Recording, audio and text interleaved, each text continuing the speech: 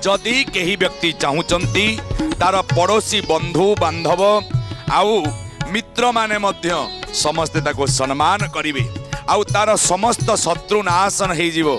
रविवार दिन आपण मन रखिबे 7टी लवंग आपण आणंतु फूल थिबा दरकार। महाप्रभु उग्र नृसिंहंकर मंत्र नै ओम उग्र नृसिंहाय नमः।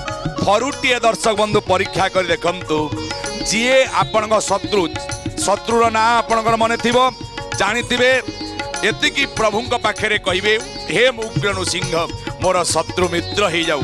आपण कौन करिवे सिंपल उपाय आपण से फूल थिबा लवंग को आपण कौन करिवे शत्रुर ना को उच्चारण कर ताको पोड़ी देबे एवं उग्र नृसिंह मंत्र जपन करिवे।